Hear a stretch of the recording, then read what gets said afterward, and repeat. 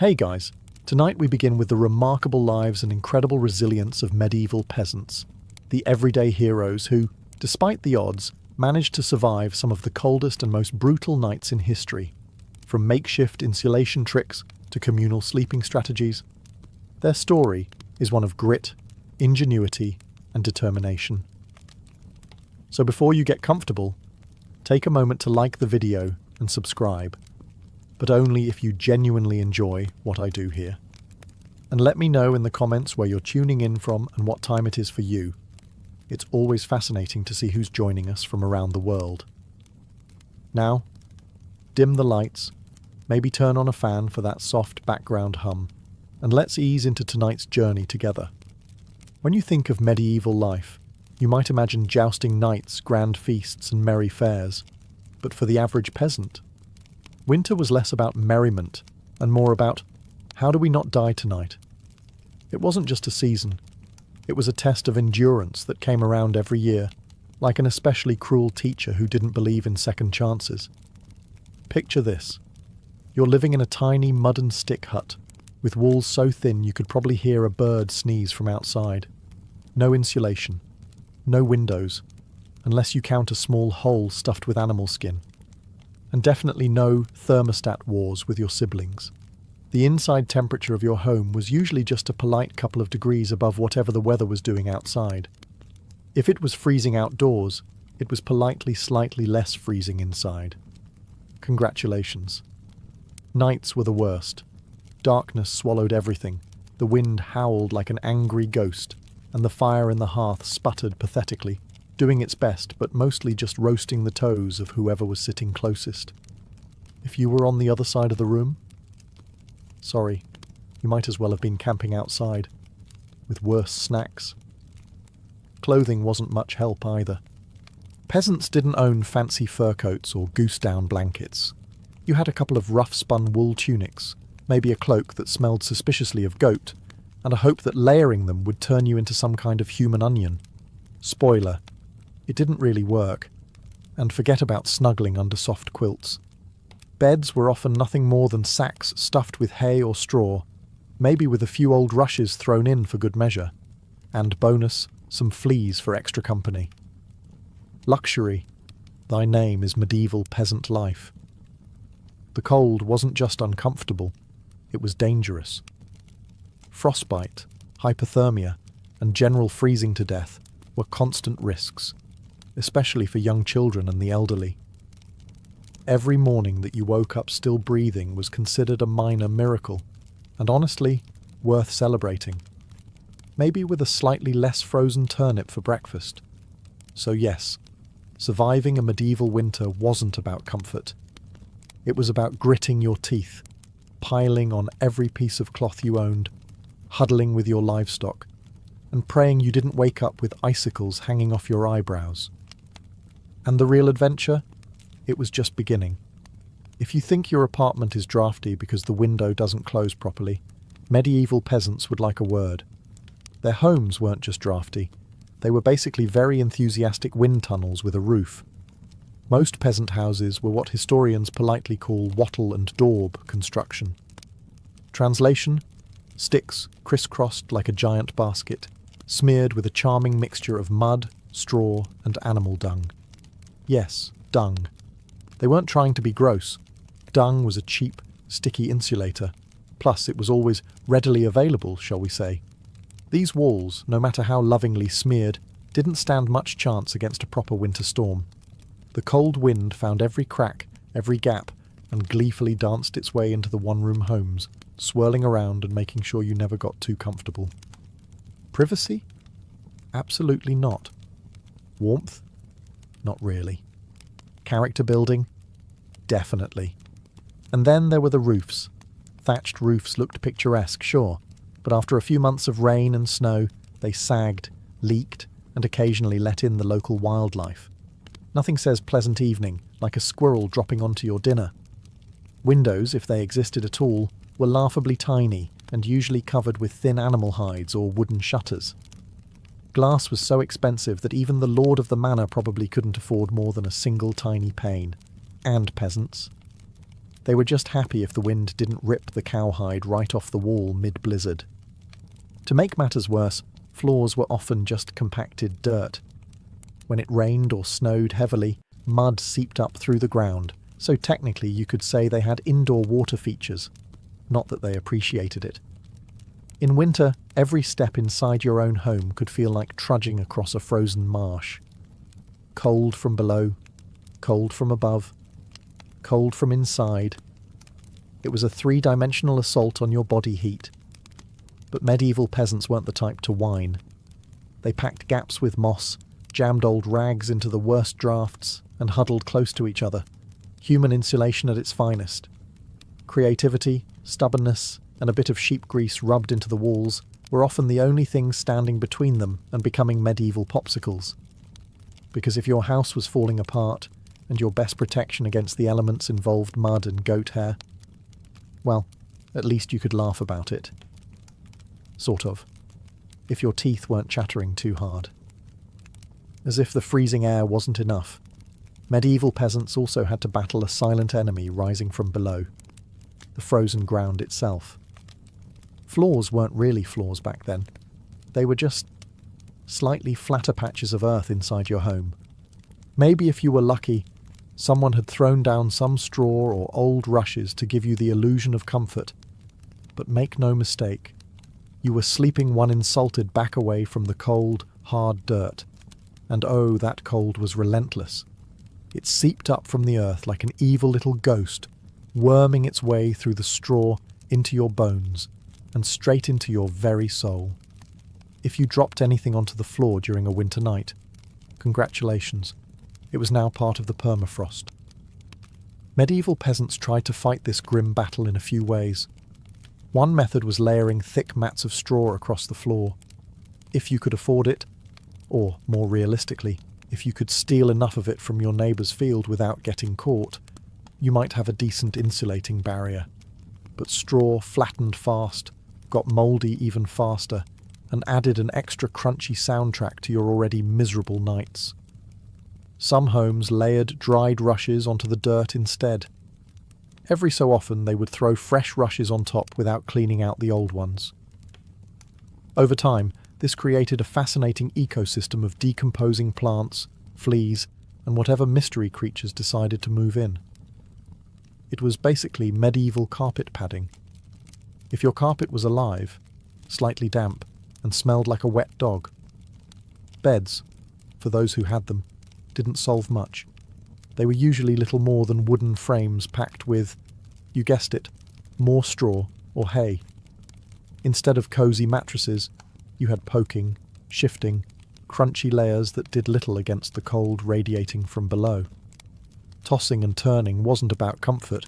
It was a desperate, awkward dance to keep blood flowing and avoid freezing one side of your body. The truth is, medieval peasants didn't conquer the icy ground so much as learn to live uncomfortably above it. A good night's sleep wasn't about dreams or softness. It was about waking up with all your toes still attached. And if you could pull that off, hey, you were doing better than most. If medieval homes had a single hero during winter, it wasn't the roof, or the walls, or even the brave layers of dirt and dung insulation. It was the hearth, a crackling, stubborn fire pit that served as the only real defence against the cold, the darkness, and the general gloom of medieval life. At the centre of nearly every peasant home was a simple fire. No fireplace with a fancy stone mantel, no neat chimney sweeping the smoke skyward.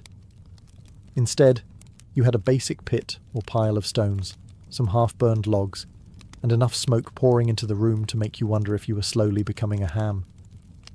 That's right. Most homes didn't even have chimneys. Smoke just kind of did its best. It drifted out through small holes in the roof, cracks in the walls, or right into your lungs if it was feeling lazy that evening. It wasn't ideal for breathing, or your overall lifespan.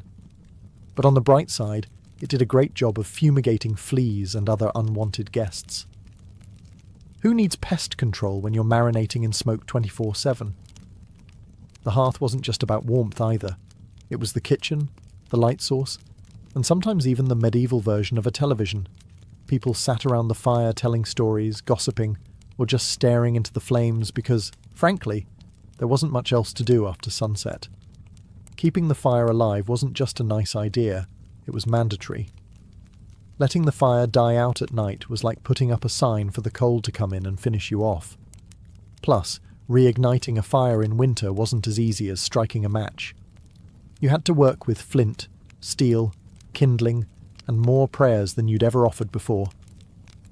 Everyone in the family had a duty, stoking the flames, watching the embers, adding peat, sticks, or if you were lucky, a precious piece of dry wood. It was a constant battle between human persistence and the smothering cold that wanted nothing more than to snuff you out. The hearth didn't guarantee survival, but without it, survival was downright impossible. It was a smoky, sputtering, often disappointing little fire. But in a medieval winter, it was the beating heart of hope. If there was one thing medieval peasants feared more than running out of ale, it was letting the fire go out overnight. Without that warm, flickering lifeline, the cold would creep in faster than a tax collector after harvest. And in the dead of winter, restarting a fire from scratch wasn't just inconvenient, it could be deadly. Matches didn't exist yet. Lighters? Dream on. Rekindling a fire meant striking flint and steel together, praying for a single precious spark, and then coddling that spark with tender love and whatever dry kindling you hadn't already burned days ago. Imagine trying to do all this in the freezing dark, half asleep with frozen fingers.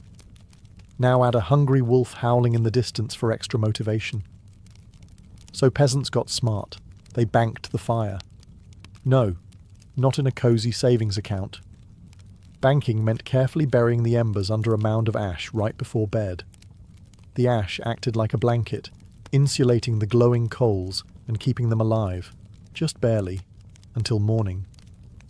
If you did it right, you could stroll over at sunrise, poke the pile a little, add fresh wood, and, voila, fire without the frostbite. But if you did it wrong? Well, let's just say mornings got a whole lot colder and a whole lot grumpier. Fire banking was an art, passed down from parent to child like a prized family recipe.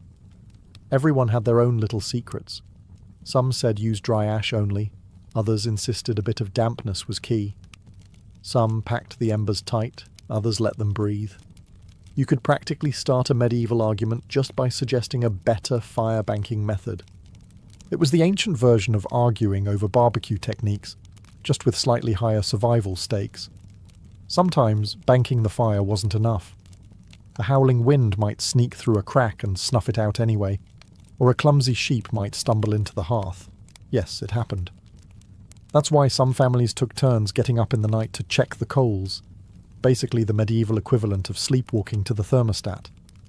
In the end, fire banking was less about mastering nature and more about buying just a few more precious hours of warmth. And if you woke up to even a single surviving ember, that was your victory, right there, and enough to face another day of battling the cold. In medieval times, the phrase, "the more, the merrier," wasn't just about parties. It was a winter survival tactic. When the fire sputtered and the freezing winds whistled through every crack, there was one surefire source of warmth, each other. And if that meant sleeping cheek to cheek with your entire family, neighbours, livestock, and possibly a very confused goose, so be it. Forget about personal space. Privacy wasn't even a concept. On the coldest nights, the goal wasn't comfort. It was, don't wake up frozen to the floor. Entire households piled into the warmest corner of the house, wrapped in whatever scraps of cloth they could find, and formed what could best be described as a desperate, snoring, human lasagna. Younger kids squeezed in between parents, grandparents snuggled under the outer layers, and if Cousin Ethel showed up unexpectedly, well, there was always room for one more. If you were lucky, you got to sleep in the middle, where body heat radiated from all sides. If you were unlucky, you were on the edge, the medieval equivalent of sleeping next to the door of a meat locker. And woe to the person who moved too much during the night. You shift once to get comfortable, and suddenly you've knocked Aunt Maud into the freezing draft by the wall. Congratulations, you're now the family villain. Sometimes even bedding was shared. A communal straw mattress that slowly flattened under the nightly weight of multiple generations. And because hygiene wasn't exactly winning any awards back then, let's just say it wasn't the most fragrant sleeping arrangement. But hey, when it's you versus frostbite, you stop being picky. Body heat wasn't just nice, it was strategic. Some medieval guides even recommended deliberately arranging the strongest, warmest people on the outside of the group, like human shields against the cold. Babies and frail elders were tucked deep in the centre, treated like the precious little heat generators they were. This wasn't just about survival, though. Over time, it became part of daily life, part of family bonding. Long winter nights huddled together led to storytelling, singing, and undoubtedly some very interesting conversations muffled under a shared wool blanket. So next time your sibling steals your blanket or your dog hogs the bed, just remember, at least you're not fighting for elbow space between a snoring uncle and a particularly judgmental goat.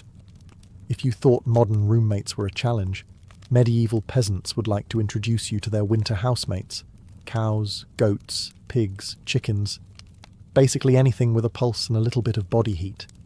Bringing animals indoors wasn't just a quirky village tradition, it was vital for survival.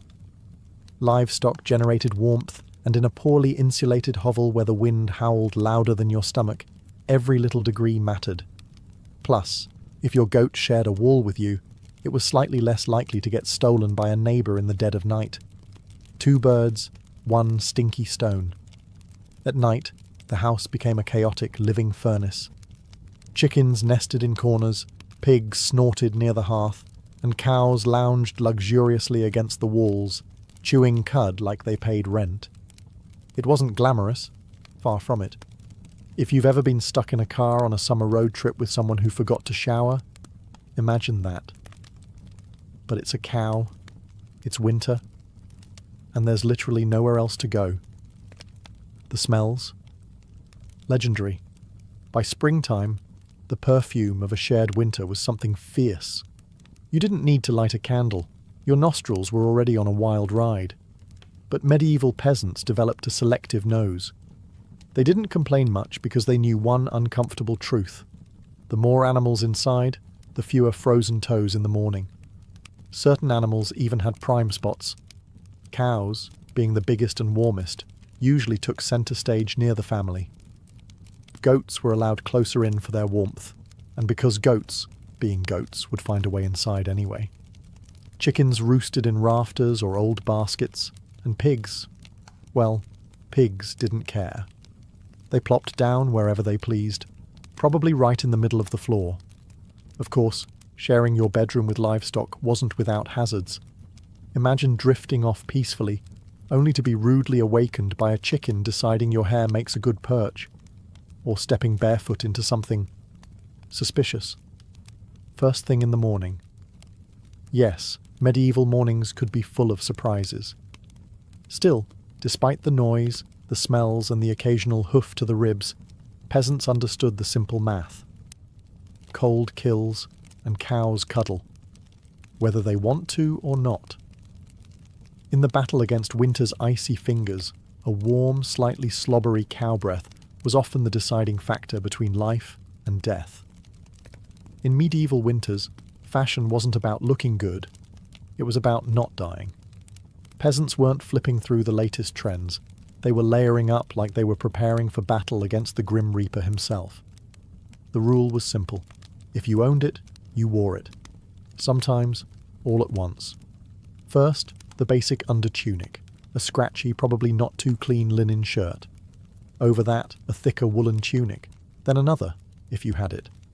Add some leggings that sagged at the knees, a rough cloak draped over your shoulders, and, if you were really lucky, a patched-up sheepskin thrown on top like a prize trophy. Congratulations, you are now approximately 10% warmer and 90% itchier. Boots were a luxury. Many peasants wrapped their feet in layers of cloth or old rags and stuffed them into wooden clogs. If the cold still bit through, well, you just added another rag and hoped you didn't lose a toe. And forget about washing all these layers. Washing your clothes in the middle of winter meant dragging them to a frozen stream, smashing through the ice, and then waiting 2 days for your only shirt to dry. If it didn't just freeze into a tragic shirt cycle. Most peasants wisely decided that smelling like a mix of smoke, sweat, and sheep was a small price to pay for not freezing solid. Interestingly, the dirt and grease buildup had a bonus feature: insulation. That grimy layer locked in body heat. It was like a medieval Gore-Tex jacket, just smellier and far less socially acceptable today. Hats, scarves, and gloves were prized treasures. A simple woolen cap could mean the difference between making it through the night or waking up with hair frozen to the wall. Gloves were often homemade from whatever scraps of leather or fabric people could scrounge, sometimes looking more like sad puppet costumes than anything fashionable. Children were especially swaddled until they resembled overstuffed turnips, waddling awkwardly around the house. The goal was to trap as much precious body heat as possible. Style? Elegance? Never heard of them. Warmth was the real medieval flex. So, the next time you complain about layering up for a chilly day, just remember, medieval peasants walked around wearing half their wardrobe at once, looking like lumpy laundry bags, and counting themselves lucky for it. In the medieval peasant playbook, dirt wasn't just something you scrubbed off. It was practically a survival tool. As it turns out, getting grimy wasn't a sign you'd given up on life. It was tactical, strategic, dare we say, genius. See, winter posed a very specific problem: heat loss. Clean clothes, especially freshly laundered linen, were surprisingly terrible at keeping you warm. They were breathable, sure, but when the air temperature hovered somewhere between hypothermia and instant regret, breathable wasn't exactly a selling point. That's where dirt came in. As peasants trudged through day after day without washing their clothing, layers of grime, natural body oils, and good old-fashioned mud began to build up on their tunics, cloaks, and leggings. Over time, this natural armour clogged the tiny gaps in the fabric, making clothes more wind-resistant. It was like medieval weatherproofing, just smellier. Sure, you smelled like a goat who lost a bet, but guess what? You were warm. In fact, some medieval folks believed that washing yourself too often in winter could actually make you sick. Better to keep that protective, holy filth barrier intact. Bathing was rare, laundry even rarer, and soap, when it existed, was reserved for serious occasions, like when the bishop showed up, or maybe right before you died. Adding to the strategy, peasants layered their clothes without changing the ones underneath. You just threw your new layer on top of last month's. Eventually, you became a walking museum of the past 6 weeks. Every stain telling the heroic story of that one time I slipped in the mud but didn't die. To outside observers, medieval peasants might have looked and smelled like they had completely given up on hygiene. But the peasants knew better. That grimy, crusty tunic was a thermal shield against death by frostbite. It wasn't glamorous, but neither was freezing to death because you wanted to smell like flowers. Besides, in a world where literally everyone stank to high heaven, you weren't offending anyone. Nose blindness was practically a way of life. So yes, in medieval winters, filth wasn't failure. It was fashion. It was function. And if you had a thick, greasy outer layer by February, you, my friend, were winning at life. If you thought medieval peasants spent their winters tucked into plush feather beds with embroidered quilts, think again. The reality was a bit more rustic. And by rustic, I mean, let's sleep on a pile of dead plants and hope for the best. Beds, in the medieval peasant world, were usually a rough wooden frame, if you could afford one, covered with a big sack stuffed full of straw, hay, or old rushes. That's it. No memory foam, no orthopedic support, no 5-star hotel experience. Just a crunchy, lumpy, slightly pokey mess that smelled faintly of barnyard and regret. Every toss and turn in the night brought a delightful soundtrack of crinkling straw, and the occasional sharp jab from a rogue stalk. Some peasants even skipped the wooden frame altogether and just threw the straw straight onto the dirt floor, creating a luxurious, ground-level sleeping experience that modern influencers would probably rebrand as earth-connected slumber. The straw mattresses weren't just uncomfortable, they were temporary. Over time, the straw flattened, grew mouldy, attracted bugs, and generally turned into a biological hazard zone. Changing the straw was a big event, usually done a few times a year if you were diligent, or whenever your bed started actively moving without your permission. Rushes were a popular alternative. These long grasses were spread thick on the floor, sometimes mixed with herbs like lavender or rosemary to mask the overwhelming odour livestock aroma of daily life. Fresh rushes smelled lovely, for about a day. After that, they became part of the muddy, trampled landscape inside the house, blending seamlessly with dirt, food scraps, and whatever else wandered in. And let's not forget the bedfellows. Fleas, lice, and other charming critters loved straw bedding almost as much as the peasants did. If you woke up scratching more than you slept, congratulations. You were living the authentic medieval experience. Despite the hardships, these humble beds were lifesavers. Piles of straw provided a crucial insulating layer against the frozen earth, and clumping together atop them created pockets of shared body heat, medieval central heating at its finest.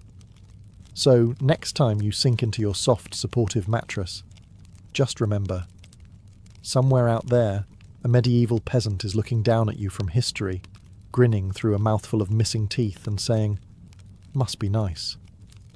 When you live in a house made of sticks, mud, and optimism, you quickly learn that winter breezes aren't just a nuisance, they're personal attacks.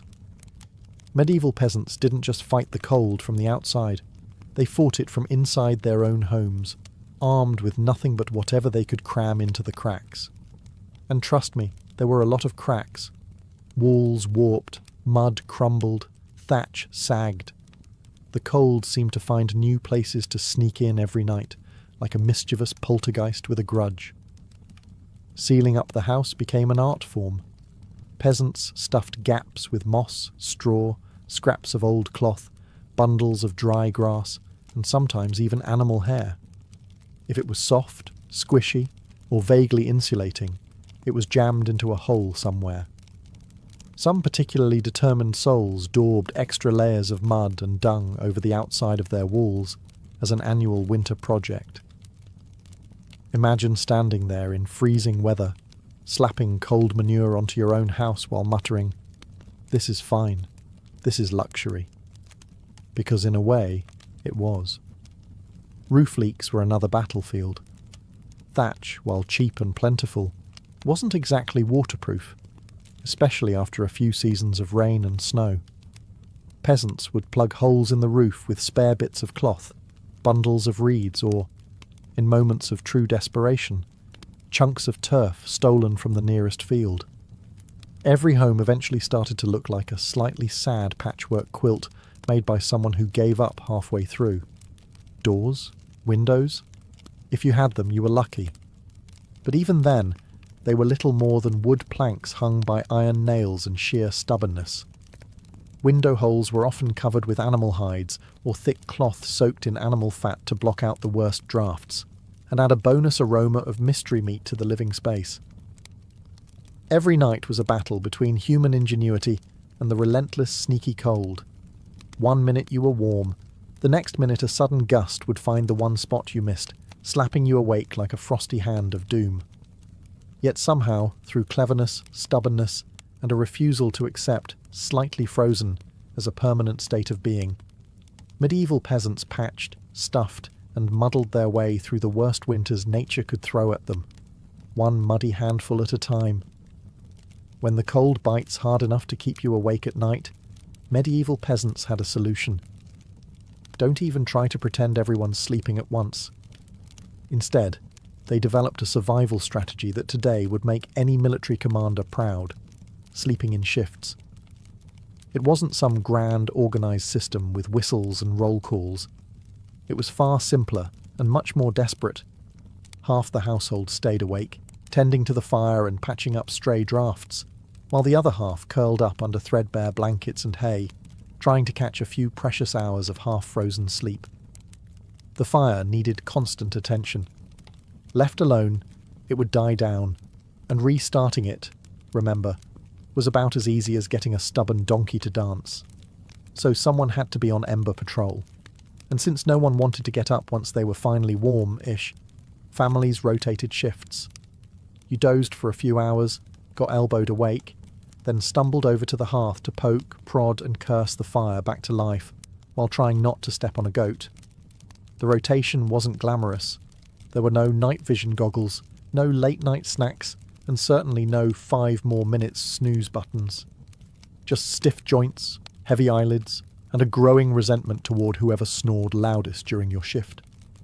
Children old enough to hold a stick were pressed into service, learning early that in winter, everyone pulled their weight, or froze trying. Grandparents sometimes stayed by the fire longer, both because of their experience and, frankly, because arthritis made lying down and getting up again a monumental event. And when it was your turn to sleep, good luck.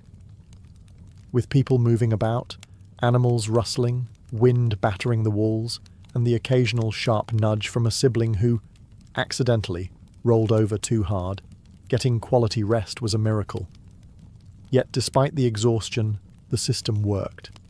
Sleeping in shifts meant that there was always a set of eyes, and cold, begrudging hands, ready to keep the hearth alive. The embers survived, and by extension, so did the family. So next time you grumble about waking up to adjust the thermostat or let the cat out, spare a thought for the medieval peasant, squinting into a smoking fire at 3 a.m, wondering if toes were really that important after all. You know it's cold when you have to think about how you breathe just to stay alive. Medieval peasants didn't just battle the freezing air with cloaks, fires, and creative sleeping arrangements. They even adjusted the way they inhaled and exhaled to survive the night. The problem was simple. Deep, open-mouthed breathing pulled icy air straight into your lungs. In a world where pneumonia could kill you faster than you could say, "Hail Mary," that was a risk nobody wanted to take. So peasants learned the art of what you might call survival breathing. Instead of sucking in huge gulps of air like they'd just run a marathon, they kept their breathing shallow, slow, and, most importantly, through the nose. The idea was to gently warm the incoming air a bit before it hit their lungs. It wasn't perfect, but it was better than coughing yourself into the grave by February. If you accidentally took a big mouthful of cold air, congratulations. You just bought yourself a ticket to a week of hacking up bits of what felt like your soul, with no doctors in sight, and grandma treating you with hot onion tea and firm prayers. Some people even tucked parts of their cloaks, shawls, or rags up over their faces while they slept, creating a makeshift breath-warmer barrier. Of course, this also meant you ended up with a damp, slightly soggy fabric patch clinging to your mouth by morning, but hey, it beat freezing from the inside out. Children were taught these tricks early on. Parents would scold little ones for panting like dogs, indoors during the cold months. And honestly, between strict breathing lessons, itchy wool layers, and sleeping next to an aggressively gassy goat, medieval childhood winters were character building on a whole different level. At night, tucked into straw bedding under piles of cloaks, and next to a gently steaming cow, breathing became an art form. Slow, steady, nose only, and as minimal as humanly possible, like some grim medieval version of a yoga retreat, only with more frostbite and fewer inspirational quotes. In the grand survival playbook, it wasn't the flashiest strategy, but it worked. One shallow breath at a time, peasants endured another night in the long, relentless war against winter. In the endless battle against medieval winter, peasants discovered an unlikely secret weapon: a full stomach. Turns out, one of the best ways to fight off the cold wasn't another scratchy wool cloak. It was stuffing yourself with something hearty and heavy right before bed. Calories meant warmth. The more your body had to digest, the more it heated itself up doing the work. It's basic medieval thermodynamics. Eat a heavy meal, generate internal heat, and maybe, just maybe, survive until morning without turning into a peasant-shaped popsicle. So what did medieval peasants pile onto their plates before a long, freezing night? Think thick stews, heavy with root vegetables like turnips, onions and parsnips. Grains were lifesavers too. Oat porridge, barley gruel, or dense, chewy rye bread. If you were especially lucky, say, after a festival day or a generous slaughter, you might even get a hunk of salted pork or a slice of dried sausage thrown into the pot. This wasn't comfort food in the Instagram sense. No delicate presentation, no artisanal garnishes. It was one enormous, vaguely brown meal, designed to sit in your gut like a friendly brick, slowly burning through the night and keeping you just a little bit warmer. It wasn't just about eating a lot. It was about eating smart. Foods that took longer to digest provided a slow, steady trickle of warmth. Fatty foods were particularly prized, not just for the energy they provided, but because fat burns slower than lean meat. A belly full of stew, bread, and a questionable amount of lard. Peak medieval winter luxury. Parents made sure even the pickiest children ate heartily. Nobody cared if little Thomas didn't like turnips. You ate the turnips, or you shivered through the night thinking about how much you missed the turnips. Harsh but effective parenting. Medieval style. Of course, heavy nighttime eating came with its own hazards. You might be warmer, but you were also risking a night of vivid, bizarre dreams, fueled by a stomach trying desperately to process an entire field's worth of cabbages. Was it worth it? Absolutely. Because in the end, peasants weren't aiming for a Michelin star meal. They were aiming to survive. And if that meant going to bed full, bloated and breathing gently through your nose next to a steaming cow, well, that was just another night in the ongoing quest to see another frosty sunrise. Long before electric blankets and fancy heated mattress pads, medieval peasants had to get creative if they wanted a little extra warmth at bedtime. And that's how the humble haybox and the ever-glamorous heated stone became winter's unsung heroes. Let's start with the haybox. It sounds rustic, and it absolutely was, but the idea was pure genius. Peasants would take a sturdy wooden box, line it thickly with hay, and use it to store food that had been cooked earlier, keeping it warm for hours. Leftover stew, hot porridge, toss it into the hay box, cover it up, and it stayed hot enough for a late-night snack without needing to risk reigniting the fire. Medieval slow cookers, basically. But peasants didn't just stop at food. They realised if hay could trap the heat from a stew pot, it could also trap the heat from something even better. Rocks. Enter the era of the heated stone. Before heading to bed, someone, probably whichever unlucky child lost the family argument, would grab a flat stone and chuck it into the heart of the hearth fire. After roasting it until it was nearly too hot to touch, a fine line between helpful and third-degree burn, they'd fish it out using a stick or some old tongs. The stone, still radiating blissful warmth, would be carefully wrapped in rags, tucked into an old piece of cloth, or jammed into a clay pot, then slipped under the hay in the mattress or down at the foot of the bed. A medieval heating pad, ready to do battle against the frozen earth. Of course, there were risks. If you didn't wrap the stone properly, congratulations. You now had a small, localized house fire. And if you dropped it on your foot, well, let's just say winter injuries weren't always caused by slipping on ice. But when everything went right, that stone provided precious, comforting warmth that could last for hours. It wasn't luxurious, but when you lived in a half-frozen hut, luxury was defined as not waking up with icicles dangling from your nose. In the grand arsenal of medieval winter survival, a hot rock tucked into some hay might not sound glamorous, but for peasants clinging to whatever heat they could find, it was a tiny miracle. In a medieval peasant's home, the hearth wasn't just where you cooked dinner. It was practically a family member. A temperamental, smoky, sometimes uncooperative family member, sure, but still absolutely essential to survival, especially when it came time to sleep.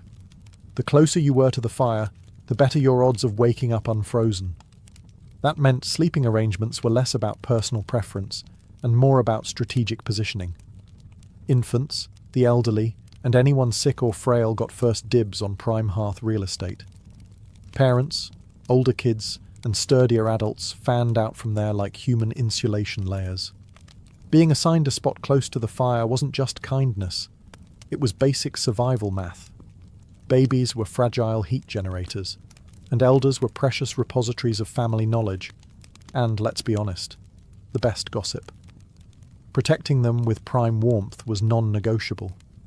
But it wasn't all cosy toasting by the flames.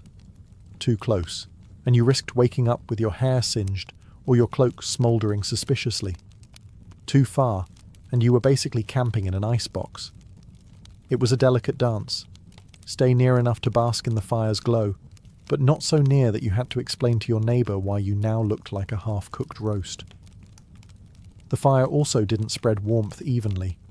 It mostly roasted the people directly in front of it, while everyone else fought over the narrow cone of heat like cold lizards jostling for a sunbeam.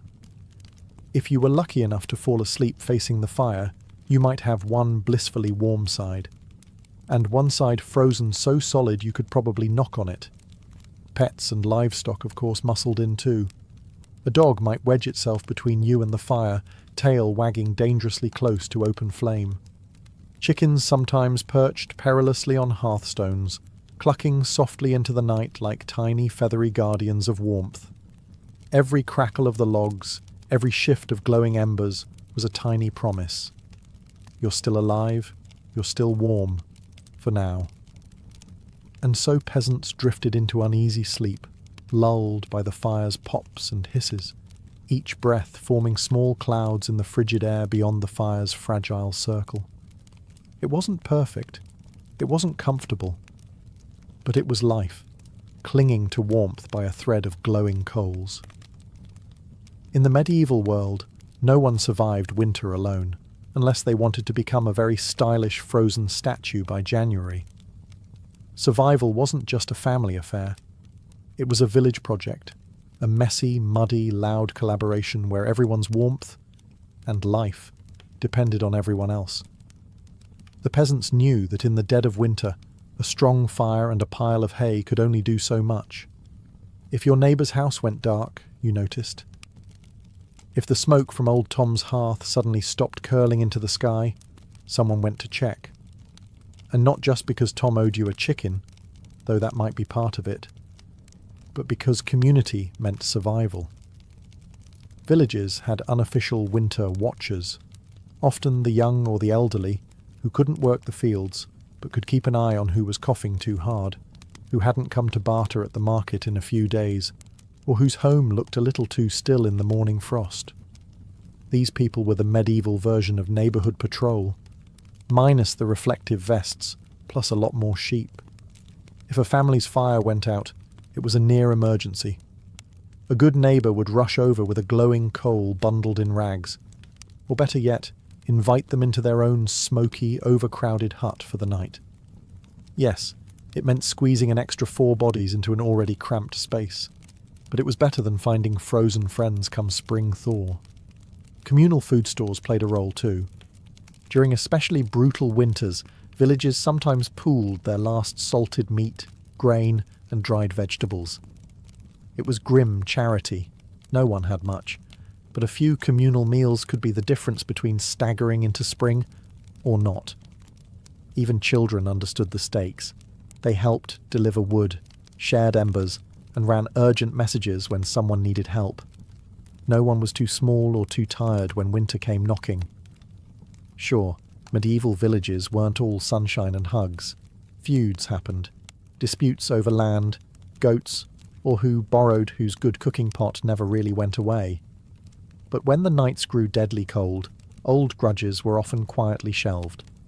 After all, a rival was still worth saving, because tomorrow it might be you needing rescue.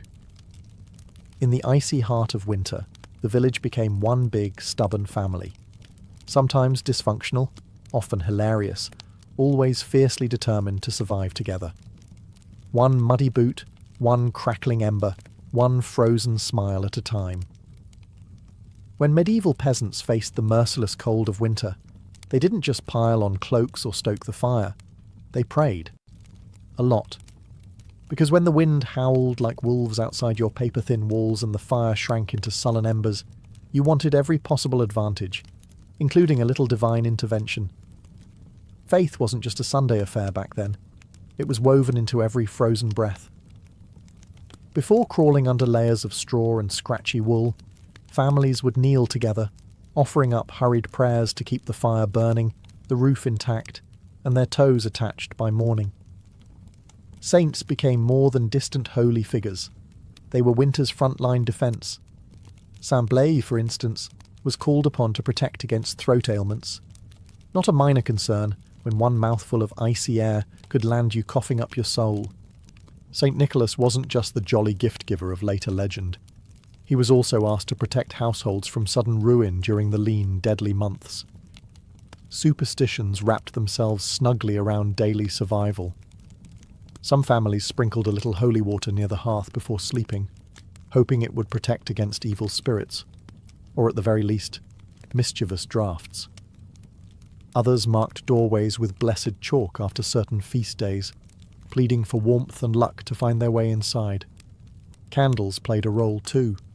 Special vigil candles, often blessed by the local priest or the most pious old woman in the village, were sometimes kept burning throughout the night, a flickering plea against the cold darkness clawing at the walls. And of course, no serious winter prayer session was complete without a few promises. Dear Lord, if you just get us through this night, I swear I'll be kinder to my neighbour, even the one who keeps stealing our turnips. Faith wasn't some abstract comfort. It was a daily, urgent conversation. The peasants weren't asking for luxury, just survival. A little heat, a little food, and one more day to muddle through until spring broke the frozen grip on their tiny villages. It was simple, raw hope, whispered into the smoky rafters, tangled in breathless prayers and tucked under itchy blankets, that somehow carried them through the endless, merciless nights of winter. For all the ingenuity, prayers and stubbornness medieval peasants threw at winter, the truth was chilling. Sometimes it wasn't enough. And when winter won, it didn't just take a few unlucky souls. It took entire families, whole villages, vanishing them into silence beneath a heavy shroud of snow and ice. Some winters were particularly cruel, like the infamous Great Famine Winter of 1315, when rains destroyed crops, livestock starved, and freezing temperatures turned an already brutal existence into a slow, grinding disaster. People were so desperate that stories whispered of eating shoe leather, bark, and, in the most horrifying cases, each other. Failure to keep the fire alive wasn't just an inconvenience. It was often a death sentence. Without the hearth's meagre warmth, families huddled together for the final time. Neighbours would sometimes stumble across whole households in spring, bodies still locked in one another's frozen embrace, as if trying to share just a little more heat until the very end. Houses themselves could collapse under the weight of heavy snow or battering ice storms. A roof giving way in the middle of a frozen night wasn't just catastrophic. It was often fatal.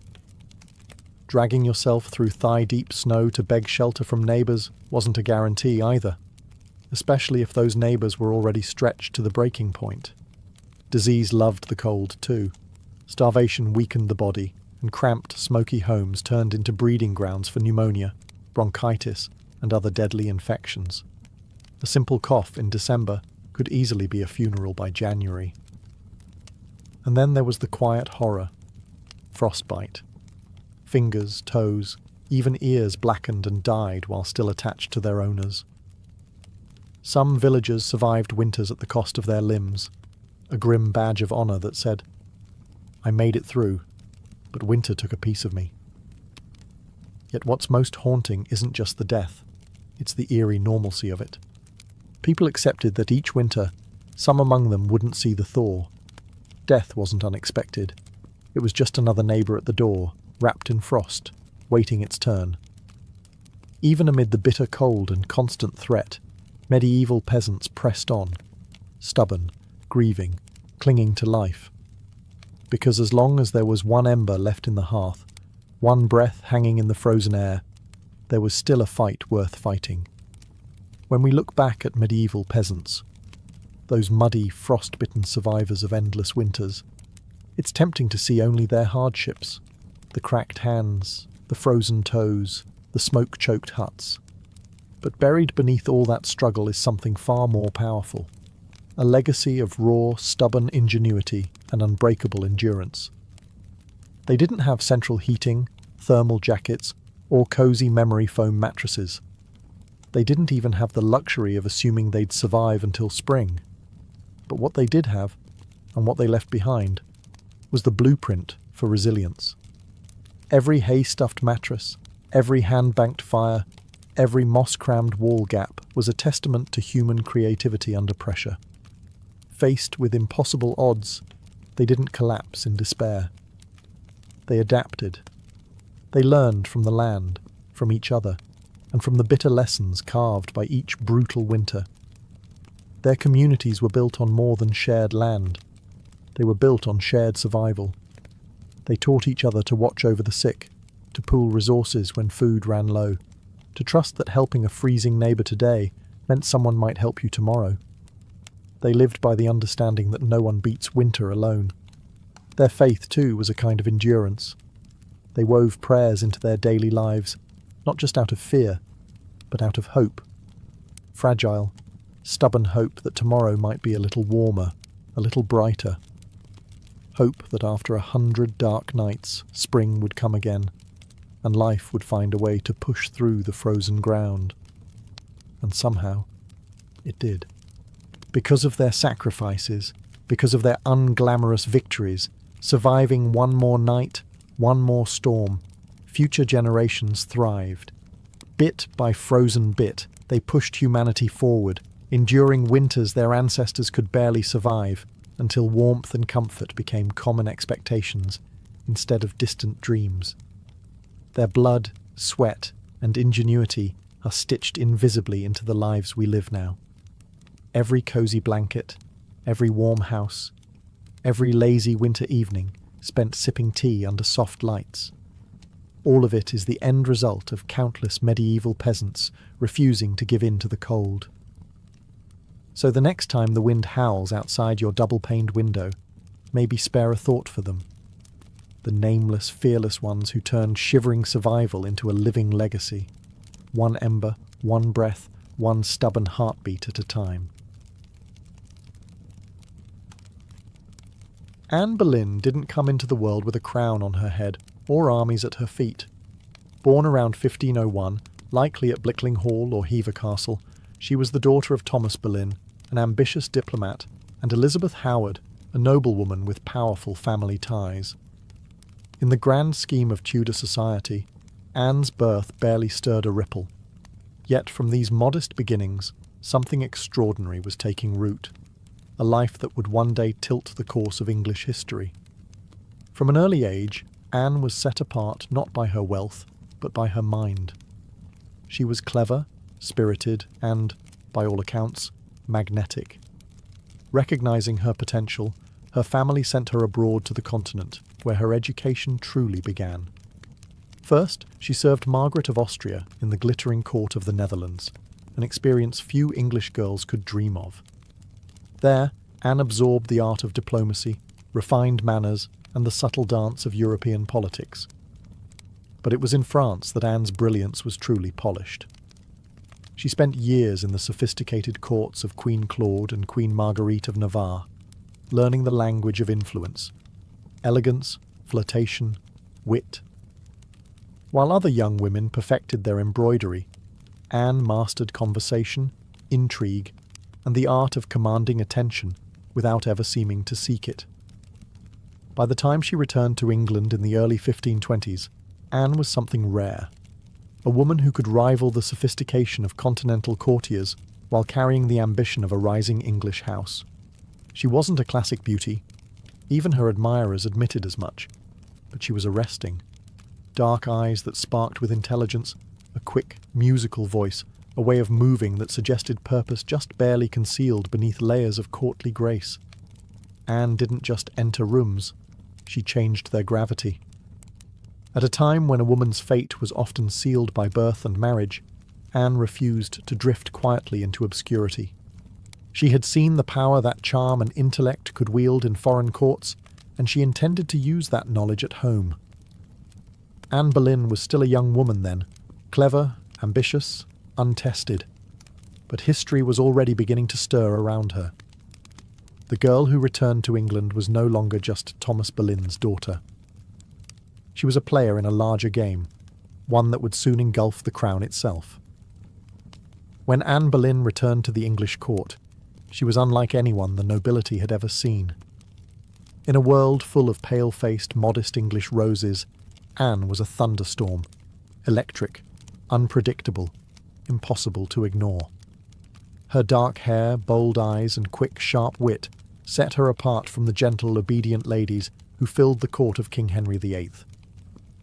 At first, she played the role expected of her, a maid of honour to Queen Catherine of Aragon. But even in the Queen's shadow, Anne's presence flickered like a candle too bright to snuff out. She danced gracefully, spoke French with the ease of a native, and laughed with a confidence few women dared display. Men noticed. Women gossiped. The court buzzed quietly about the striking Boleyn girl. It wasn't long before she caught the most dangerous attention of all, the king himself. Henry VIII was no stranger to flirtation. His court was a playground of whispered promises and secret liaisons. But Anne was different. She didn't swoon at his compliments or fall eagerly into his arms like so many others had. She teased. She challenged. She refused. Henry, a man used to instant adoration, was captivated. The more Anne held him at arm's length, the deeper he fell. Letters passed between them, filled with declarations of love, frustration, longing. Henry offered her the role of royal mistress, the most powerful unofficial position at court. Anne, astonishingly, said no. She would not be just another conquest, a forgotten mistress lost to time. If Henry wanted her, he would have to make her his wife. It was a gamble so audacious that it stunned the court. After all, the king was already married. His queen, Catherine, was beloved by the people and fiercely protected by her nephew, the Holy Roman Emperor. The church itself would have to be defied for Henry to claim Anne. But Anne didn't flinch. She had lived in the courts of Europe, where queens wielded soft power from behind lace fans and painted smiles. She knew ambition was a dangerous game, but it was a game she intended to win. Standing in the candlelit halls of the English court, Anne Boleyn made her choice, not to be merely admired, but to change her destiny, and England's, forever. What began as an intense flirtation between King Henry VIII and Anne Boleyn soon spiralled into a national crisis. Henry wasn't merely besotted, he was obsessed. And in his obsession, he was willing to tear apart everything England had known for centuries. The king's desire to marry Anne hit a small snag, namely, he was already married to Queen Catherine of Aragon. Catherine, dignified and resilient, refused to quietly step aside. She had been Henry's faithful wife for 2 decades, and in the eyes of God and the English people, she was the rightful queen. Divorce wasn't just scandalous, it was almost unthinkable. But Henry was determined. He convinced himself, and tried to convince everyone else, that his marriage to Catherine was cursed because she had once been married to his brother, Arthur. Never mind that the Pope had granted special permission for their union years ago. Henry now insisted that his soul was damned unless he annulled the marriage. Anne, for her part, knew better than to appear too eager. She kept herself just out of reach, alternately encouraging Henry's hopes and maintaining her distance. Every glance, every word was measured. She wasn't merely aiming for marriage. She was positioning herself to become Queen of England. The court erupted into whispers and factions. Some noble families eagerly courted Anne's favour, seeing the winds of power shifting. Others clung fiercely to Queen Catherine, horrified at the idea of Anne replacing her. Diplomats wrote desperate letters back to Rome. Foreign monarchs threatened retaliation. Henry's own advisers shifted uneasily, sensing the ground trembling beneath their feet. As months turned into years, Henry's frustration grew. He bombarded the Pope with petitions, manoeuvred his lawyers into finding loopholes, and slowly began to realise that the church would not bend easily. Catherine had powerful allies, including her nephew, Emperor Charles V, the most powerful man in Europe. Still, Henry pressed on, defying advice, tradition, and increasingly, the law itself. His courtship with Anne had become something far greater than personal desire. It was now a challenge to the very structure of England's political and religious life. Anne wasn't just capturing a king's heart. She was dragging an entire kingdom into uncharted waters. A dangerous game had begun, and there could be no turning back. After nearly 7 agonising years of manoeuvring, scandal and diplomatic chaos, Anne Boleyn's gamble paid off. In January 1533, she secretly married Henry VIII, a bold move, given that he was still, technically, married to Catherine of Aragon in the eyes of the Pope and much of Europe. By June, Anne was crowned Queen of England in a lavish ceremony at Westminster Abbey. It should have been the crowning moment of her life, but the atmosphere was far from universally joyful. The people of London watched with wary eyes. Some cheered, others muttered prayers for Queen Catherine. Many wondered if this new queen, with her French manners and daring spirit, was a blessing or a curse. Anne entered her queenship not as a beloved figure, but as a storm. Unlike Catherine, who embodied traditional English values of humility and piety, Anne was dazzling, provocative, and politically savvy. She wore bold colours, commanded the court with sharp intelligence, and made powerful enemies with breathtaking speed. Her position, while seemingly secure, was also terrifyingly precarious. Everything rested on one thing: providing Henry with a male heir. Anne knew this as keenly as anyone. She was not merely Henry's lover anymore, she was the hope of a dynasty. Early in her pregnancy, Anne and Henry were elated, certain the child would be a boy. But in September 1533, Anne gave birth to a daughter, Elizabeth. To Anne's credit, she masked her crushing disappointment with grace, insisting the next child would surely be a son. Henry, however, was less composed. His eyes, once full of adoration, now flickered with doubt. Still, for a time, Anne's star burned brightly. She reshaped the English court in her image, elevating her family to unprecedented heights and becoming the first queen in English history crowned with the sacred oil usually reserved for kings. Her influence was vast. Foreign ambassadors sought her favour. Courtiers reshuffled alliances to be in her good graces. The once obedient Henry began moving England officially away from Rome, creating the Church of England with himself at its head, all so that Anne's crown could not be questioned. Yet even in her triumph, dark clouds gathered. Friends whispered behind their hands, rivals circled, waiting, and Henry, fickle and restless, was already beginning to look beyond the brilliant woman who had rewritten the kingdom for him. Anne had won the throne, but keeping it would demand more than charm, ambition, or even love. Anne Boleyn had climbed higher than almost any woman of her time. But the higher you rise, the harder the fall. Almost from the moment she placed the crown on her head, the cracks in her world began to show. At the heart of Anne's struggles was the pressure to produce a male heir. Her first child, Elizabeth, though bright and healthy, was not the son Henry VIII had hung his dynastic hopes upon, and the clock was ticking. Anne suffered multiple pregnancies in quick succession, but heartbreak followed. Miscarriages that left her physically weakened and emotionally battered. Each lost child chipped away at the foundation she had built. Henry, once passionately devoted, began to pull away, his disappointment carving rifts between them. Anne, never one to suffer in silence, argued, demanded, fought to keep her place. But Henry, a man who prized obedience as much as beauty, grew tired of her sharpness, her defiance, the very fire that had once drawn him in. Outside the royal chambers, enemies were gathering like wolves. Many nobles who had tolerated Anne's rise with gritted teeth now openly schemed for her downfall.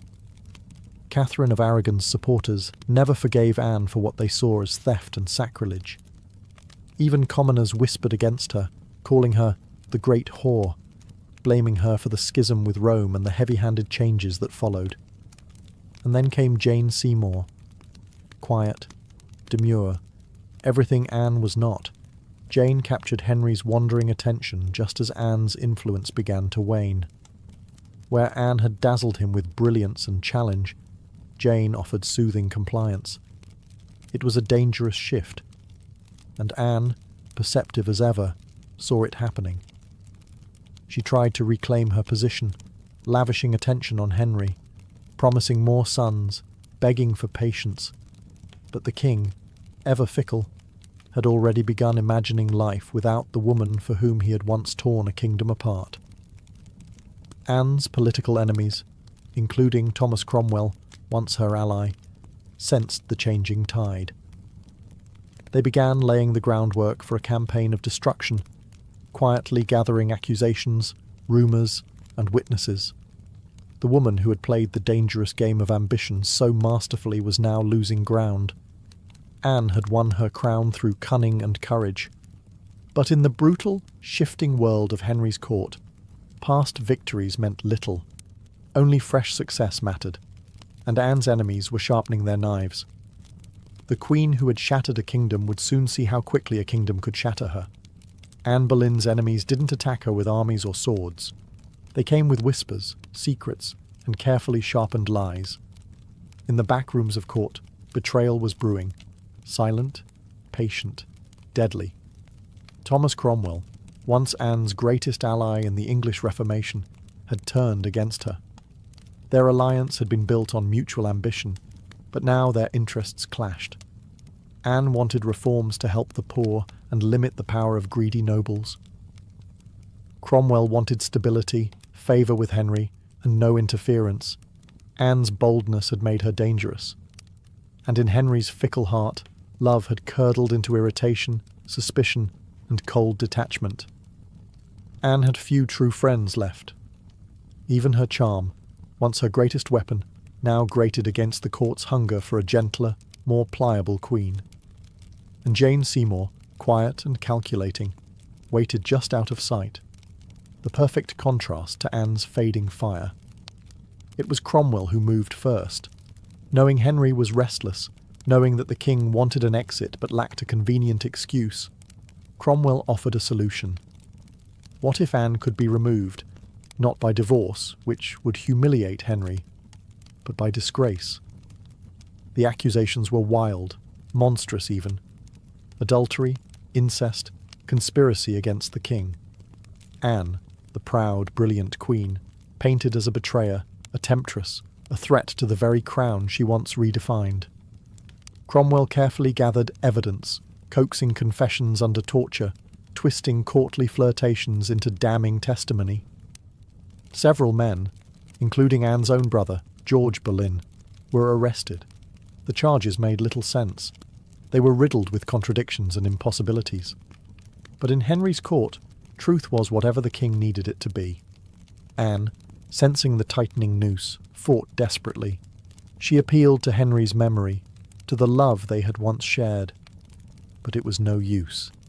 The man who had once torn England apart for her now refused to meet her eyes. In May 1536, Anne was arrested and taken to the Tower of London. As the great gates slammed shut behind her, she knew the truth. She was no longer a queen. She was a prisoner, a pawn trapped in the brutal game she had once played so masterfully. Betrayal had sealed her fate. And now, alone in the tower, Anne Boleyn waited for the final move. Anne Boleyn stood in the great hall of the Tower of London, facing a tribunal of nobles, many of whom owed their very titles and fortunes to her rise. Now, they sat in judgment, cold and watchful, prepared to erase the woman who had once changed the destiny of England. The charges against her were shocking. Adultery with multiple men, including her own brother, George Boleyn. High treason. Conspiracy against the king. In another world, such accusations against a queen would have been unthinkable. But here, now, they were simply theatre. A grim performance designed to give Henry VIII exactly what he wanted. Anne's downfall, wrapped in a thin veil of legality. Anne defended herself with the same fire that had once won Henry's heart. She denied every accusation with intelligence, precision, and an unwavering composure that astonished even her enemies. She reminded them that she had been crowned with sacred oil, chosen by God, and anointed as Queen of England. She reminded them of her loyalty, her sacrifices, her love. But it was all for nothing. The verdict had been decided long before Anne set foot in the courtroom. The trial was a spectacle for the court and for the people, a public unmaking of a once unbreakable woman. Witness after witness, many coerced or bribed, spoke damning words. Dates and places contradicted each other. Evidence was flimsy when it existed at all. But the truth was irrelevant now. Anne was found guilty. Her brother George and the other men accused with her were sentenced to death as well. Anne would be executed by beheading, a merciful sentence compared to the usual traitor's death of hanging, drawing, and quartering. When the verdict was read, Anne did not break. She stood tall, her face pale but her spirit fiercely intact. In those final moments before being led back to her cell, she spoke clearly, declaring that she was prepared to die, and prayed that God would have mercy on her soul. As the heavy doors of the hall closed behind her, the court exhaled in relief. The storm Anne had been, brilliant, dangerous, unforgettable, was nearly over. But even then, they did not understand. They were not erasing Anne Boleyn. They were immortalizing her, in betrayal, in tragedy, and in legend. After her trial, Anne Boleyn was returned to the Tower of London, not as the triumphant queen who had once commanded England, but as a condemned prisoner awaiting death. Yet even facing the end, Anne refused to crumble. In the cold, echoing halls of the tower, Anne prepared herself. She spent hours in prayer, kneeling on the hard stone floors, her hands clasped tightly, her voice steady. She confessed to no crimes because she believed she had committed none. She was not afraid to die, she said, but she prayed that her death would bring peace to the kingdom, and perhaps mercy to her little daughter, Elizabeth. Her ladies-in-waiting, those few who had stayed loyal, wept in private. Anne comforted them instead of the other way around. She joked bitterly at times, that she would be remembered as a queen who had lost her head. In her dark humour was the stubborn spark that had made her unforgettable. Henry VIII, meanwhile, showed no sign of mercy. He had already turned his attention to Jane Seymour. Even before Anne's execution date was finalised, Henry was arranging his next marriage. For Anne, this final betrayal, from the man who had once torn down a kingdom for her, must have been the deepest cut. On May 18th, 1536, Anne was told she would die the next morning. She slept little that night. Instead, she spent her final hours in prayer, asking God for forgiveness for all who had wronged her, and perhaps for herself, for the ambition and pride that had led her here. Henry, with a flicker of royal kindness, had arranged for a French swordsman to carry out the execution, faster, cleaner, less brutal than an axe. It was a small mercy, bought perhaps more for the king's conscience than for Anne's comfort. At dawn, Anne dressed carefully for her final moment.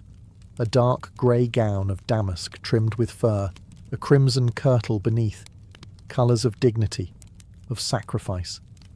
She pinned up her dark hair and tucked it beneath a simple cap, ready to face the blade with grace. As the tower's cold morning mist curled around the courtyard stones, Anne Boleyn, queen, mother, survivor, fighter, stepped forward. There would be no tears, no pleas, only a final act of courage in the face of history's judgment. Her end was near. But her story was just beginning. On the morning of May 19th, 1536, Anne Boleyn ascended the scaffold built within the Tower of London's walls. A small crowd gathered, courtiers, guards, a few witnesses, all wrapped in silence, as if even the stone walls held their breath. Anne stood tall, her grey gown fluttering slightly in the cold morning breeze. She looked thinner than she had at court, her face pale but calm. There were no hysterics, no broken sobs. If anything, she faced death with the same fierce dignity that had once shaken a kingdom to its knees. She spoke briefly, carefully choosing her final words. She did not accuse. She did not defend herself. She prayed for the king's health and prosperity, the very man who had abandoned her. In those final moments, Anne offered the world not a confession, but forgiveness. Her courage stunned even those who had come to see her fall. The French executioner, brought specially to ensure a swift death, stepped forward. Anne knelt upright, her hands folded in prayer, her eyes lifted toward the heavens. A small white cloth was tied around her eyes. She remained still. The sword flashed once, silent, swift, and Anne Boleyn, queen, mother, history maker, was no more. She was buried quickly in an unmarked grave within the Tower grounds, laid to rest in a narrow chest because no proper coffin had been prepared for her.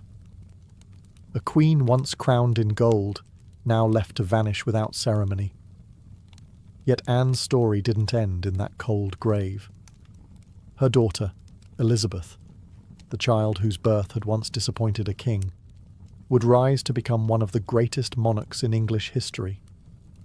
Elizabeth I, the Virgin Queen, whose reign would see the flowering of English art, power, and global influence. A queen who inherited her mother's fierce spirit, sharp mind, and unyielding resilience. Anne Boleyn changed the course of England forever. Her ambition helped trigger the break with Rome and the birth of the Church of England. Her fall showed the world that even queens could be cast aside. Yet through her blood, through Elizabeth, Anne's legacy blazed brighter than any crown she had worn in life. In the end, Anne Boleyn won a kind of immortality, not through her survival, but through her indelible impact on history. By the early 1770s, the American colonies simmered like a pot left too long over a roaring fire. The relationship with Britain, once seen as the proud mother country, had soured into resentment, suspicion, and growing fury. It hadn't started with tea. Years earlier, the Stamp Act had enraged colonists by placing taxes on everything from newspapers to playing cards. That was followed by the Townshend Acts, taxing essentials like paper, glass, and paint. Each new law, passed thousands of miles away by a parliament in which the colonists had no representation, was like another spark landing in dry brush. At first, the anger showed itself in polite petitions and fiery pamphlets. Colonial assemblies drafted formal protests. Merchants organised boycotts. Writers like Samuel Adams and John Dickinson filled newspapers with passionate arguments about liberty and rights. But as time wore on, frustration deepened into something darker. A slow realisation that Britain wasn't listening. Worse, Britain didn't care. Many colonists clung to the hope that if they just made enough noise, if they just reasoned hard enough, Parliament would repeal the taxes. And sometimes they did. The Stamp Act was famously repealed after loud colonial protest. But every small victory was followed by new legislation, new taxes, new insults. It wasn't about the money. It never really was. The taxes themselves were modest by British standards. What infuriated the colonists was the principle. They were being taxed without consent, treated as subjects rather than citizens, ruled like distant possessions rather than partners. Boston, more than any other city, became the beating heart of resistance. The Sons of Liberty, a secretive, fiery group of patriots, grew louder and bolder. In 1770, tensions exploded into violence when British soldiers fired on unarmed civilians in what became known as the Boston Massacre. Blood had already stained the cobblestones. Trust was a thing of the past. By 1773, the colonies were teetering on the edge. A final insult would tip them into open defiance. And it came, not in the form of soldiers or new laws or armies, but in the quiet, seemingly harmless shape of crates stacked with tea. The colonists didn't know it yet, but the night that tea floated in the cold waters of Boston Harbor, the world would change forever. In 1773, Parliament made a critical miscalculation. Believing the American colonies would quietly accept cheaper tea, they passed the Tea Act, a law that was supposed to save the struggling British East India Company and, incidentally, reassert Britain's right to tax the colonies.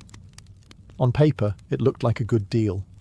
The Tea Act allowed the company to sell tea directly to the colonies, cutting out the middlemen, slashing prices, and offering a luxury product at a bargain. A few pennies cheaper. What could possibly go wrong? Everything. Because the problem wasn't the price of tea, it was the principle behind it. The Tea Act left the hated tax on tea firmly in place. Accepting the tea, even at a discount, would mean acknowledging Parliament's right to tax the colonies without their consent. To many Americans, that was unthinkable, a surrender of the liberties they had fought to protect for more than a decade. The news of the Tea Act spread like wildfire through the colonies. Merchants fumed. They saw their livelihoods threatened by a monopoly that would crush local trade. Patriots raged at the hidden message. The Crown still believed it could do whatever it pleased. In Boston, the reaction was especially fierce. Already a city scarred by the Boston Massacre and years of economic hardship, Bostonians recognized the Tea Act for what it was, a trap disguised as a bargain. Refusing the tea became a matter of honor, a litmus test for loyalty to the cause of liberty. Public meetings swelled. Newspaper columns burned with fiery rhetoric. Groups like the Sons of Liberty, led by Samuel Adams and others, organized boycotts, vowing that no East India Company tea would be unloaded, sold, or drunk on American soil. All across the colonies, ships carrying the controversial tea were turned away by local resistance. In ports from New York to Charleston, the message was clear. We will not be bought. But in Boston, fate twisted differently. 3 ships, the Dartmouth, the Eleanor, and the Beaver, arrived, anchored in the harbour, and sat there, refusing to leave. Royal officials insisted the tea be unloaded. The colonists refused. A deadlock grew, taut as a drawn bowstring. The tension was unbearable. A single act would break it, and history would never be the same again. As the British tea ships sat stubbornly anchored in Boston Harbour, the city itself transformed into a powder keg. Every day that passed without resolution tightened the tension. Boston wasn't just resisting, it was preparing for a fight. In taverns, churches, and public squares, angry colonists debated what to do. The Sons of Liberty, led by fiery voices like Samuel Adams, John Hancock, and Paul Revere, moved swiftly to organize resistance. They posted public notices calling on citizens to boycott British tea and held raucous meetings that swelled with farmers, artisans, and merchants alike. Each gathering added fuel to the fire. The Old South Meeting House became the nerve center of the resistance. Thousands crammed into the wooden hall, their breath fogging the air, their voices rising in defiance. Here, resolutions were passed, speeches were made, and tempers boiled. Each vote against the unloading of tea was another hammer blow against British authority. But while the people of Boston stood united, the clock was ticking. British law demanded that imported goods, like tea, be unloaded and the tax paid within 20 days. If the ships remained after the deadline, customs officials would seize the cargo and the tax would be collected by force. The Sons of Liberty understood that once the tax was paid, even under protest, the principle would be lost. It wasn't just about the tea anymore. It was about whether the colonies would accept being treated as subjects without rights, or whether they would stand and fight for their future. Meanwhile, the Royal Governor of Massachusetts, Thomas Hutchinson, dug in his heels. He refused to let the tea ships leave without unloading their cargo, demanding that the law be obeyed, colonial outrage be damned. To him, backing down meant admitting that mobs, not monarchs, ruled the colonies. Boston's standoff became a spectacle. Every man, woman, and child knew that something was coming. You could feel it in the air, that cold, sharp sense before a storm when the world holds its breath. All it would take was one spark to ignite an explosion. and somewhere among the crowded streets and crowded hearts of Boston, a decision was quietly taking shape, a plan that would echo across oceans and empires. December 16th, 1773, dawned grey and cold over Boston, a city balanced on the edge of history. For nearly 3 weeks, the tea ships had sat in the harbour like ticking bombs. Now, the final deadline had arrived. According to British law, the tea had to be unloaded and the tax paid within 20 days of a ship's arrival. If it wasn't, customs officials could seize the cargo, and British troops could be called in to enforce the law. Everyone knew it. Everyone knew what was at stake. If the tea came ashore, the principle was lost. If the colonists allowed it, even once, their cause, their claim to rights and liberty, would unravel. That morning, thousands of Bostonians and nearby colonists packed into the Old South Meeting House, the largest building in town. Some had walked miles through the icy countryside to be there. The meeting was so packed that men spilled out into the streets, straining to hear the fiery speeches echoing through the halls. Samuel Adams, the iron voice of rebellion, presided over the gathering. Speaker after speaker rose to denounce the Tea Act, to cry out against tyranny, to urge immediate action. But even among the defiants, uncertainty hung heavy. What could be done without sparking outright war? How could they stop the tea without opening the floodgates to brutal retaliation? As the afternoon wore on, riders galloped in with grim news. Governor Thomas Hutchinson remained unmoved. The ships would not be allowed to leave without unloading. The tea would be seized, the tax collected, the king's law enforced.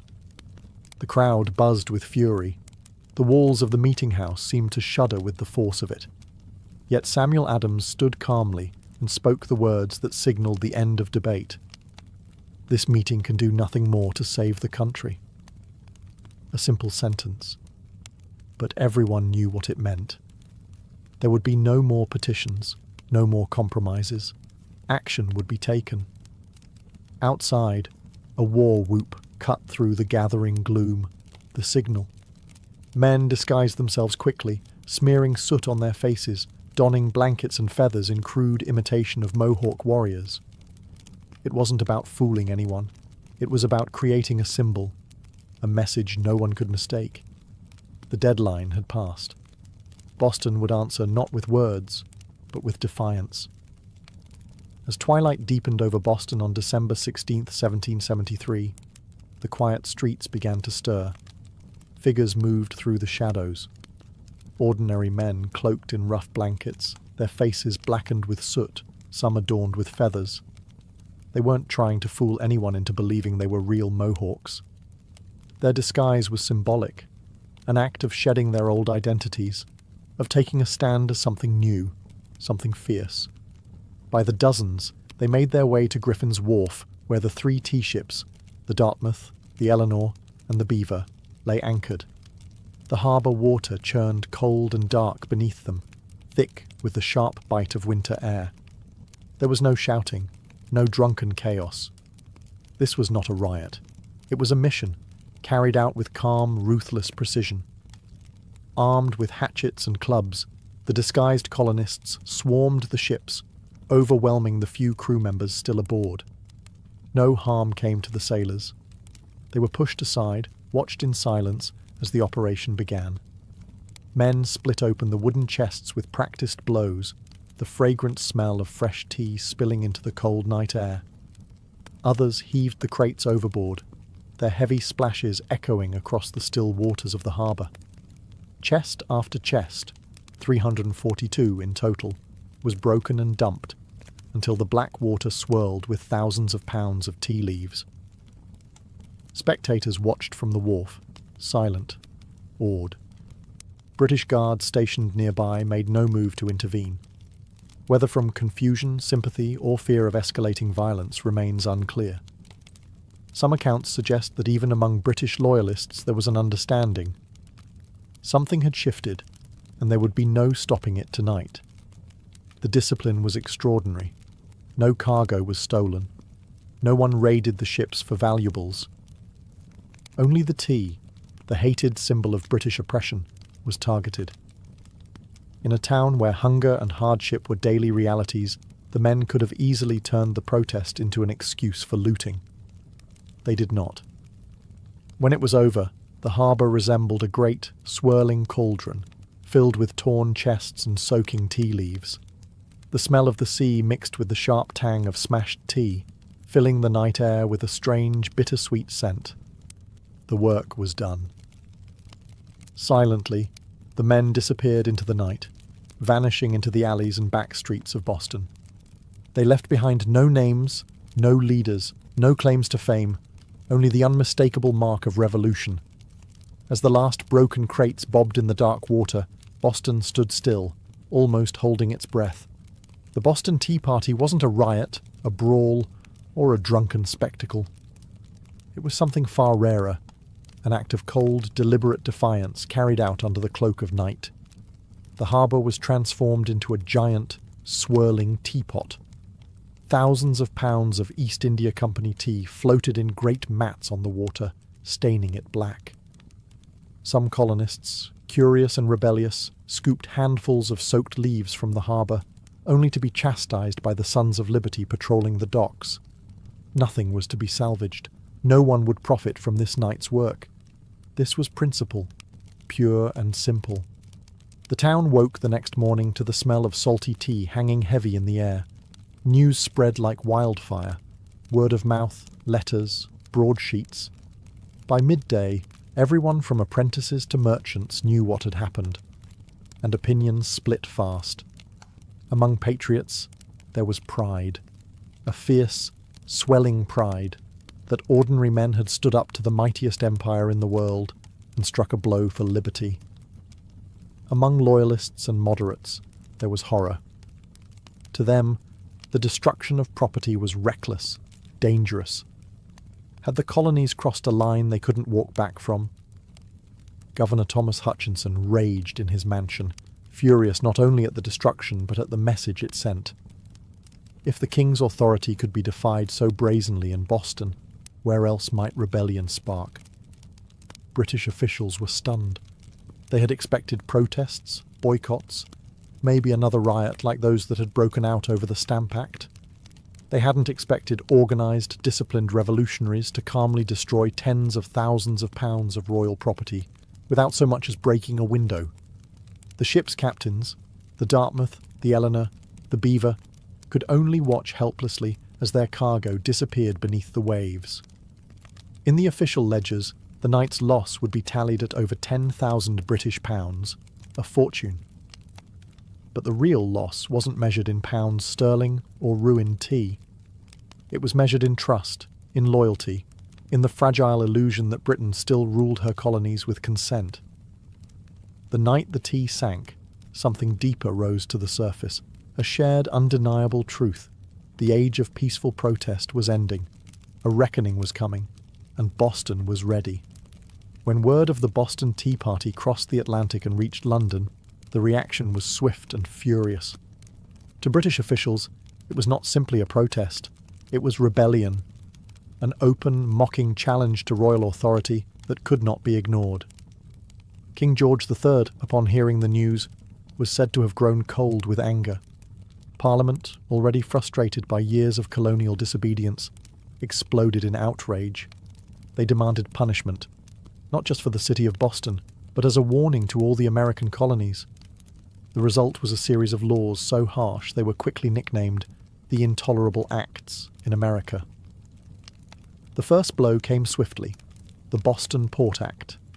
In one brutal stroke, Parliament ordered the closure of Boston's bustling harbour, the economic lifeline of the city, until the destroyed tea was paid for and order restored. Ships could no longer enter or leave. Trade vanished. Goods and supplies dried up. Boston, once vibrant and noisy, grew quiet, its docks eerily still. But the punishment didn't stop there. The Massachusetts Government Act stripped the colony of its self-governing rights, placing it firmly under the king's appointed officials. The Administration of Justice Act allowed royal officials accused of crimes to be tried back in Britain, a clear message that British authorities were untouchable. And to make sure the colonies knew force was an option, British soldiers were quartered throughout Boston, living among the very citizens they were meant to subdue. The message was clear. Rebellion would be crushed. Liberty was a luxury the Crown would no longer tolerate. But Parliament's heavy hand had an unintended effect. Instead of frightening the other colonies into submission, it outraged them. News of Boston's suffering, of its port closed, its people starving under martial law, stirred deep sympathy and righteous anger throughout America. Wagon loads of food and supplies poured into Boston from neighboring colonies. Letters of support, pledges of unity, and secret meetings began to weave the once fragmented colonies closer together. What had once been a Massachusetts problem was rapidly becoming an American one. In punishing Boston, Britain had hoped to make an example of them. Instead, they made Boston a symbol, a rallying cry for resistance. The flames of revolution, once flickering in isolated pockets, now began to blaze from colony to colony. And there would be no easy extinguishing them. The punishment of Boston sent shockwaves far beyond the rocky shores of Massachusetts. Across the 13 colonies, outrage turned into something far more dangerous for Britain: unity. For years, the colonies had acted like distant cousins, bickering and competing, separated by geography, religion, and trade rivalries. But when Parliament slammed Boston's harbour shut and stripped Massachusetts of its self-governance, Americans across the continent realized if it could happen to Boston, it could happen to anyone. From Virginia to Pennsylvania, South Carolina to New Hampshire, the response was swift. Colonists sent wagons full of food, supplies, and letters of solidarity to the suffering people of Boston. Town meetings buzzed with anger. Newspaper printers worked day and night to spread the news. The fight was no longer Boston's alone. It was everyone's. And so, in September 1774, something unprecedented happened. The First Continental Congress convened in Philadelphia. For the first time, representatives from 12 of the 13 colonies gathered under one roof to discuss a unified response.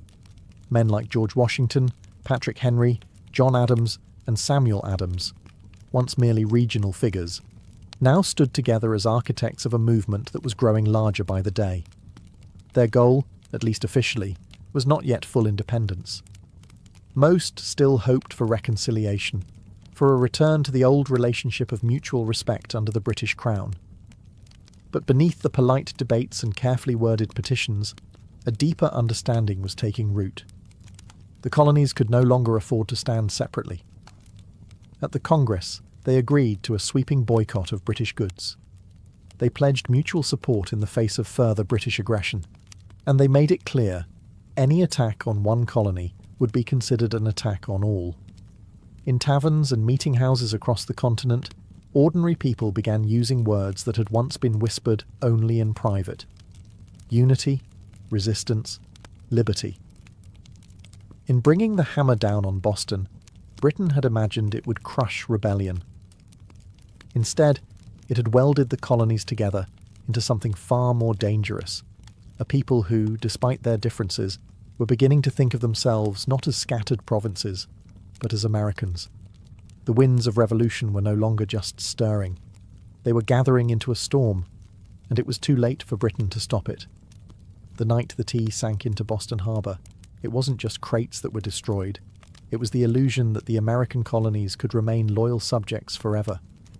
The Boston Tea Party lit a spark that no king, no army, no distant parliament could ever snuff out. In the months that followed, that spark caught fire across the colonies. What had once been protests, boycotts, and polite petitions hardened into open resistance.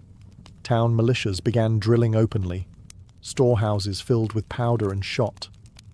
Men who had once toasted King George III in taverns now whispered about revolution under the same roofs. Boston became a symbol of sacrifice, battered but unbowed.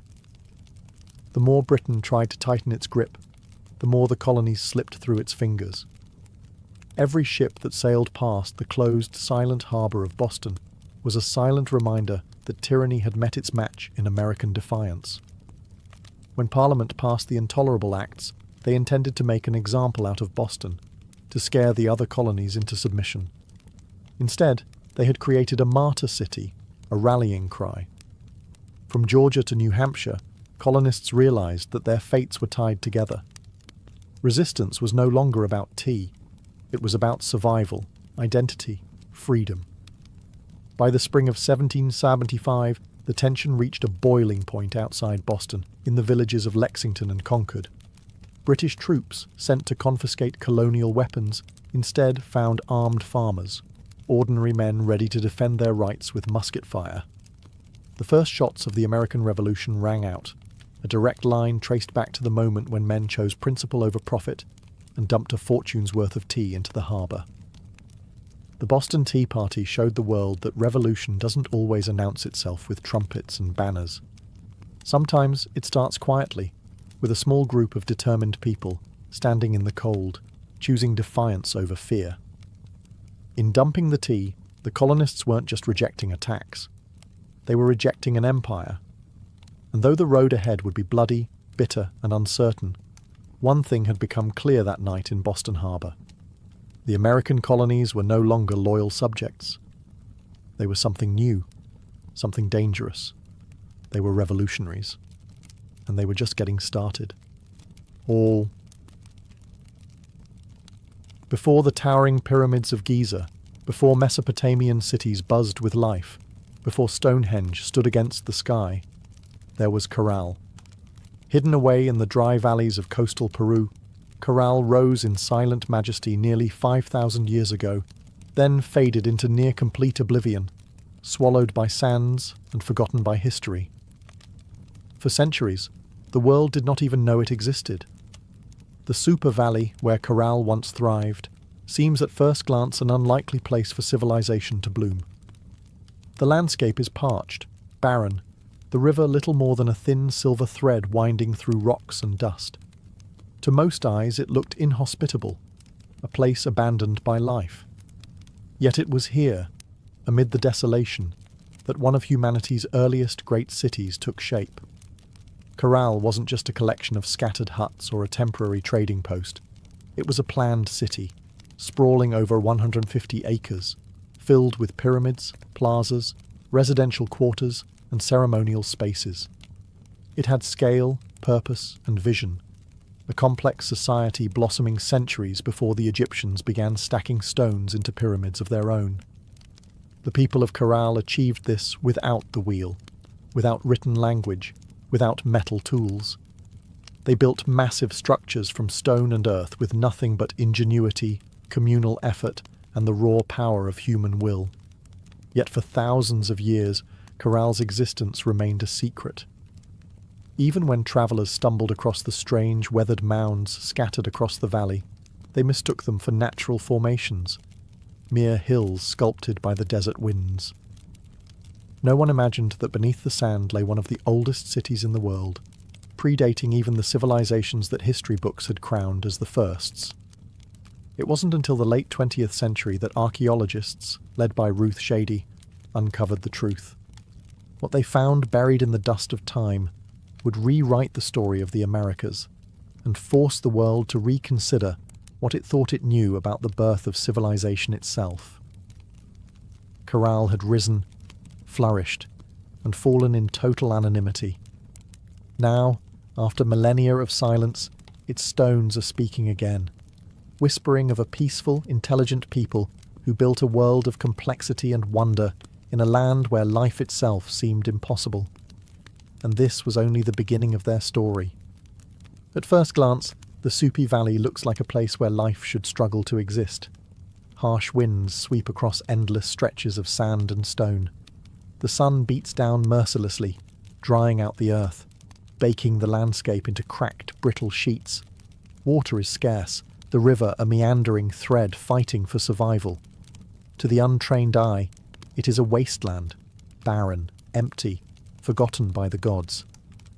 But the people of Corral saw something different. They did not see a desert to be feared. They saw a canvas to be shaped. They recognized the river, however modest, as the lifeblood of possibility. And so, with patience, ingenuity, and sheer determination, They turned this unforgiving place into a thriving oasis of life and culture. Their first victory was agriculture. They learned to tame the river's seasonal floods, building simple but brilliant irrigation systems that channeled water across the valley floor. Where others saw sand and dust, they coaxed green shoots of hope: cotton, beans, squash, guava, sweet potatoes. Cotton, in particular, became their treasure. It was spun into fishing nets and textiles, fueling trade with coastal villages and creating bonds that stretched far beyond their desert home. But growing crops was only part of their mastery. The people of Corral understood that survival in the desert required balance. They worked with nature, not against it. They built their homes and plazas from stone and earth, designed to withstand both scorching heat and the rare, punishing rains that occasionally swept through the valley. They studied the stars and seasons, planning their harvests with the precision of master astronomers. Trade became the veins and arteries of Corral's economy. Dried fish, cotton, fruits, and handmade goods flowed up and down the coast. In exchange, Corral received exotic goods: colourful shells from the Pacific, rare stones from the Andes, ideas from distant peoples. They were not isolated, they were connected. In a land where survival seemed impossible, Corral thrived through intelligence, innovation, and community. They didn't conquer the desert with brute force. They partnered with it, learning its rhythms, respecting its power, building a society that was not just functional, it was extraordinary. Against the odds, Corral blossomed into a beacon of civilization. And it was only beginning to rise. Rising out of the desert like ancient guardians, the pyramids of Corral defy everything we thought we knew about early civilization in the Americas. These were not small, crude structures built by primitive hands. They were massive, deliberate works of architecture, created by a people with vision, organization, and ambition. The centerpiece of the city was the Pyramid Mare, the largest of Corral's monumental structures. It stretched more than 450 feet in length and towered nearly 60 feet above the desert floor, a feat of engineering on par with the early wonders of the ancient world. Built from stone, mud, and woven reed bags filled with rocks, the pyramid was designed not just to endure the harsh climate, but to withstand the punishing earthquakes that occasionally rattled the region. And endure it did, standing silent against wind and time for nearly 5 millennia. But the pyramids of Corral were not tombs. Unlike the massive burial complexes of Egypt, Corral's pyramids served a different purpose. They were centers of ceremony, power, and public life. Temples and gathering spaces crowned their summits, accessible by broad, elegant staircases. Fires once burned atop these platforms, and rituals were held beneath the endless Peruvian sky. At the foot of the pyramids, vast plazas opened up, sunken and circular, inviting thousands to gather for religious ceremonies, political meetings, and communal celebrations. The very design of Corral's cityscape suggested a society that prized community and order, a people deeply connected to one another and to the cosmos. Around the pyramids, smaller residential complexes fanned out, likely home to priests, administrators, artisans, and farmers. The pyramids themselves seem to have been strategically placed, aligned with celestial events, sunrises, solstices, the cycles of the stars. To the people of Corral, architecture wasn't just practical, it was spiritual, mathematical, cosmic. Walking among the weathered stones today, it's almost impossible not to feel a strange sense of awe. These structures were raised without metal tools, without the wheel, without beasts of burden. Yet they rose with symmetry, scale, and staggering precision. The great pyramids of Corral were not built for vanity, nor for war. They were built to connect earth and sky, community and cosmos, humanity and eternity. And they still whisper across the sands, telling a story that refuses to be forgotten. Among the ruins of Corral, there is something profoundly different, something that sets it apart from so many ancient civilizations. No weapons have been found buried beneath its sands. No defensive walls circle its plazas. No mass graves hint at bloody conquest or internal strife. Unlike the kingdoms that rose and fell through war, Corral was a society built on peace. It's a revelation that defies expectations. Here was a civilization that flourished not through violence, but through cooperation, trade, and shared belief. The people of Corral seem to have invested their energy not in armies